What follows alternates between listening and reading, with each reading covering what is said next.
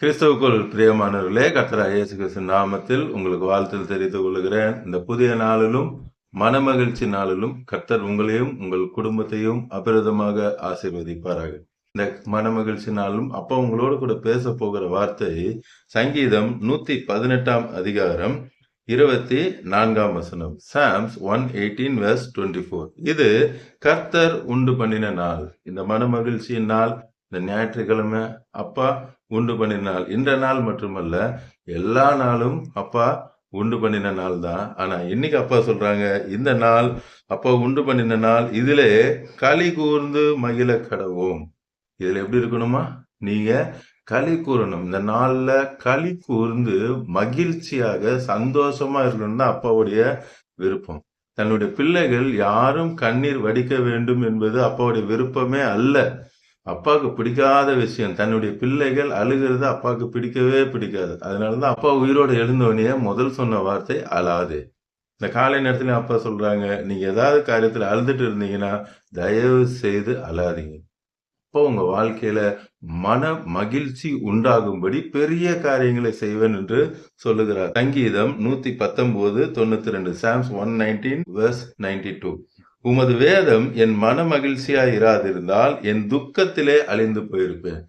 இங்க பக்தன் சொல்லுகிறார், அப்பாவோட வசனம் மட்டும் எனக்கு மன மகிழ்ச்சியா இராது இருந்ததுன்னா நான் என்னைக்கோ செத்து போயிருப்பேன்ற. இந்த காலை நேரத்துல அப்பா உங்களுக்கு சொல்றாங்க, உங்களுக்கு துக்கம் அதிகமாகுதா? பைபிள் நிறைய படிங்க. நீங்க வேதத்தை எவ்வளோ அதிகமா படிக்கிறீங்களோ அவ்வளோக்குள்ள அப்பாவுடைய சமாதானம், சந்தோஷம் உங்களை நிரப்பும். அது மாத்திரம் இல்ல, அப்பா பேசுகிற தேவன் கல்லோ மண்ணோ ஒரு விக்கிரகமோ சொரூபமோ கிடையாது. நீங்க பைபிள் படிக்கும்போது அப்பா உங்களோடு கூட பேசுவாங்க. உங்க பிரச்சனைக்கு ஏற்ற வார்த்தையை கொடுப்பாங்க. அந்த வார்த்தை கிடைச்சிடுச்சுன்னா அப்பா உங்களை அபிரதமாக ஆசீர்வதிக்க ஆரம்பிச்சிடும். எல்லா தடைகள் போகும், பிரச்சனை போகும், போராட்டம் போகும், வறுமை போகும், வியாதி போகும், கடன் போகும், மலட்டுத்தன்மை போகும், எல்லாம் போகும். எல்லா தடைகள் கிரியைகள் உடைந்து போகும். அப்பா சொல்லியிருக்காங்க, உனக்கு விரோதமாய் உருவாக்கப்படும் எந்த ஆயுதமா இருந்தாலும் வாய்க்காதே போகும். அப்ப அந்த வார்த்தை தெரிந்தாதானே. சங்கீதம் 30 அதிகாரம் 5 வசனம், Psalms 30 verse 5. சாயங்காலத்தில் அழுகை தங்கும். சாயங்காலத்துல இரவு நேரத்துல அழுகையோடு கூட நீங்க படுத்து இருந்திருப்பீங்க.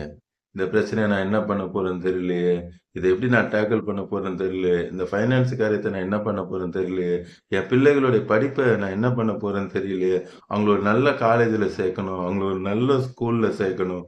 படுத்தா உங்களுக்கு தூக்கம் வரல, கண்ணில் கண்ணீர் மாத்திரம்தான் வருது.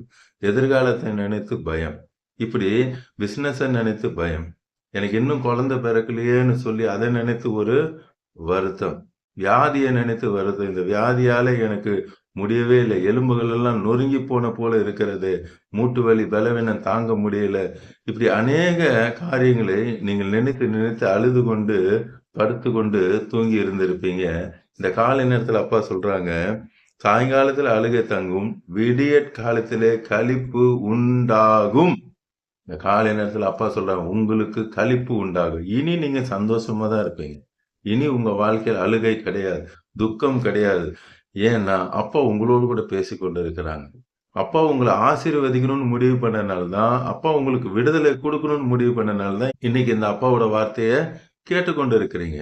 அப்பா இஸ் டிசைடட் உங்களை ஆசீர்வதிக்கணும். எல்லா போராட்டத்துல இருந்தும் பாவத்துல இருந்தும் இன்னைக்கு அநேகர் நான் பாவத்துல இருக்கேன், எனக்கு விடுதலை கொடுக்கணும்னு கேட்டுக்கொண்டு இருக்கீங்க. நான் விடணும்னு நினைக்கிறேன், என்னால முடியல அப்படின்னு சொல்லி கேட்குறீங்க. அப்பாவோட வார்த்தையை சொல்லுங்க. நியாயப்பிரமாணத்துக்கு கீழ்ப்பற்றாமல் கிருபைக்கு, ஏசப்பாவுக்கு கீழ்ப்பட்டு இருக்கிறபடியா பாவம் என்னை மேற்கொள்ள மாட்டாது. இதை சொல்லிக்கிட்டே இருங்க, அப்பாவோட வார்த்தையை சொல்லிக்கிட்டே இருங்க. உங்களுக்கு ஒரு நாளைக்கு நீங்க சொல்றதை யார் தடுக்க முடியும்? ஒரு நாளைக்கு 10 வாட்டி சொல்லுங்க, 100 வாட்டி சொல்லுங்க.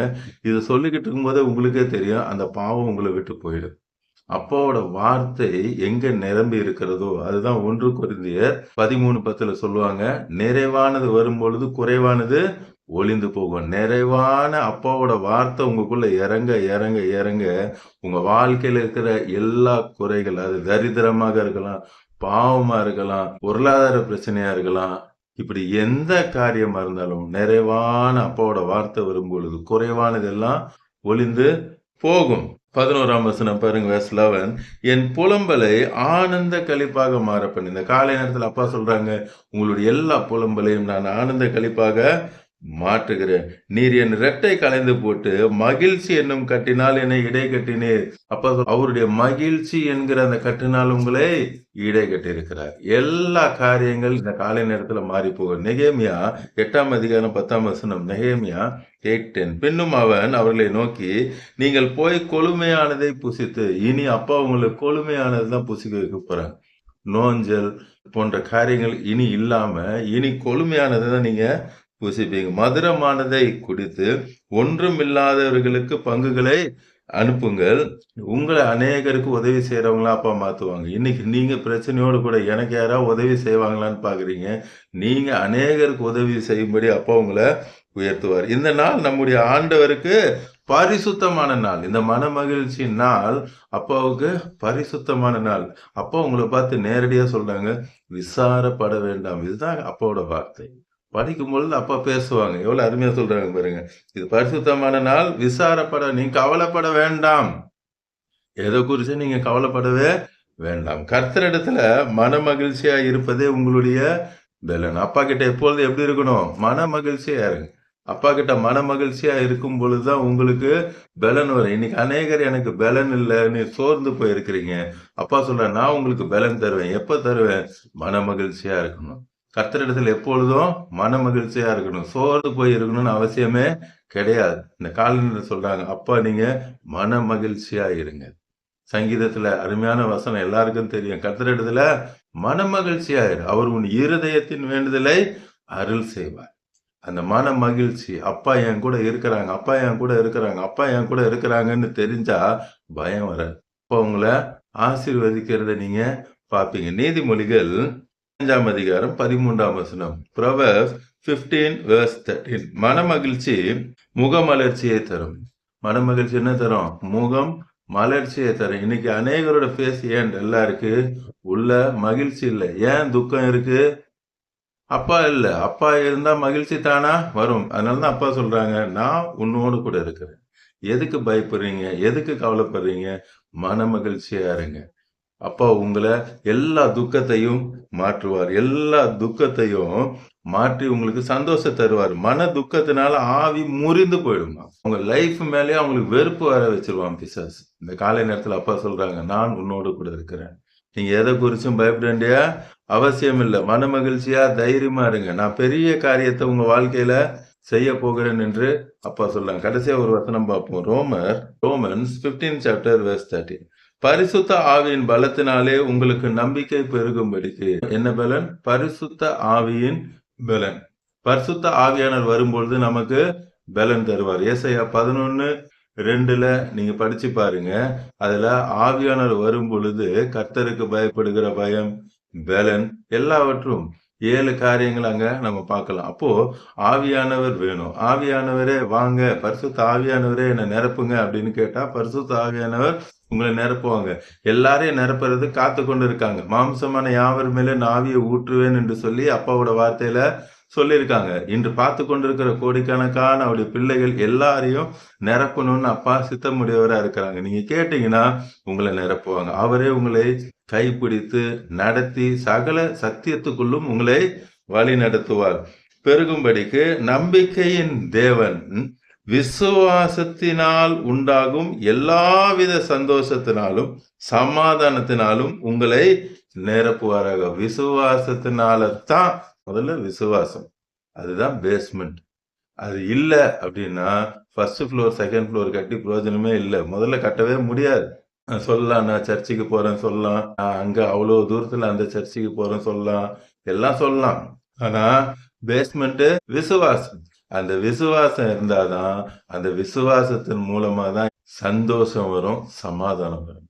இந்த காலை நேரத்துல உங்களுக்கு சந்தோஷத்தையும் சமாதானத்தையும் எல்லாவற்றையும் இன்னைக்கு என்னென்ன காரியம் வேண்டும் என்று சொல்லி பார்த்து கொண்டு இருக்கிறீங்களோ எல்லாவற்றையும் கொடுக்க அப்பா வல்லமை உடையவரா இருக்கிறார். இந்த மன மகிழ்ச்சி நாள்ல உங்களுக்கு எல்லாவற்றையும் இந்த நொடி முதல் உங்க வாழ்க்கையை அப்பா மன மகிழ்ச்சியாய் மாற்றப் போகிறேன் என்று சொல்லுகிறார். இப்பொழுதும் கண்களை மூடி கல்வாரி சிலுவை பார்க்கலாமா? அன்பின் பரலோக தகப்பனே, இந்த காலை நேரத்தில் உங்களுடைய பிள்ளைகளோடு கூட பேசுனீங்கம்மா. பார்த்து கொண்டிருக்கிற கோடிக்கணக்கான உங்களுடைய பிள்ளைகள் எல்லாரையும் நீங்க ஆசீர்வதிக்கிறீங்க.